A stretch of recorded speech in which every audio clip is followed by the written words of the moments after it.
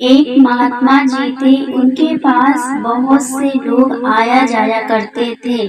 एक दिन एक आदमी उनके पास आया और बोला कि महाराज, मेरे बच्चे मुझे बहुत प्यारे हैं और मेरी स्त्री बड़ी प्रतिभक्त है। महात्मा जी ने जवाब दिया कि बच्चा, इस संसार में कोई किसी का नहीं, कौन किसकी स्त्री, कौन किसका बच्चा, पर वह आदमी नहीं माना। तब महात्मा जी ने कहा कि मेरे पास 15 दिन लगातार आना, तब मैं परीक्षा बता दूंगा। वह मनुष्य महात्मा जी के पास रोज आने लगा। महात्मा जी ने उसे नाक, आँख, मुंह बंद करने व सांस रोकने का योगाभ्यास सिखा दिया। जब 15 दिन समाप्त हो गए, तब महात्मा ने कहा, बच्चा, आज घर पर जाना तो अपने स्त्री की प्रतिभक्ति की परीक्षा कर लेना। घर जाने के बाद आंगन में हाथ पांव लंबे फैला देना और अपने इस योगाभ्यास से श्वास रोक लेना और मरी हुई शक्ल में पड़ जाना, परंतु कान से सब कुछ सुनते रहना।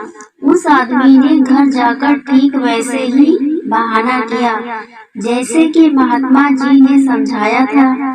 घर में हलचल मच गई। वैद्य, हकीम, डॉक्टर सभी आए, देखा सुना और बोले कि इसका प्राण तो निकल चुका है, इन्हें अब ले जाओ और अंतिम संस्कार कर दो।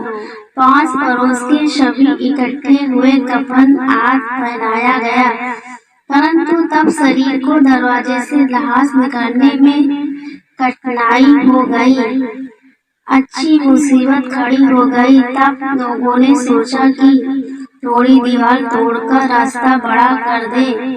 यह सोचकर जैसे ही वो दीवार तोड़ने के लिए आगे बढ़े कि उस व्यक्ति की पत्नी ने कहा कि अरे अरे, ये क्या कर रहे हो, मेरे घर टूट जाएगा। तब लोगों ने पूछा, इसे बाहर कैसे निकाला जाए। उस औरत ने कहा कि ठहरो ठहरो, मैं अभी बताती हूँ।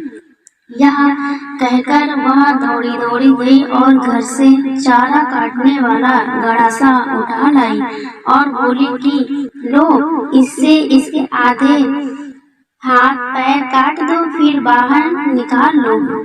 जो ही लोगों ने गड़ासा उठाया कि हाथ पांव काट दे, बस इतने में उस व्यक्ति ने जोर से झटका मारा और रस्सी टूट गई। वो कूद कर उठा और सीधा भागा भागा महात्मा जी के पास पहुंचा और बोला कि महात्मा जी, यदि 1 सेकंड भी देर किया होता तो मेरे हाथ पांव गायब हो गए होते। अब मैंने समझ लिया कि वास्तव में वह दुनिया किसी की नहीं है। मैं तो ये समझता था कि ये स्त्री मेरी है, ये बच्चे मेरे हैं, लेकिन इस दुनिया में कोई किसी का नहीं है।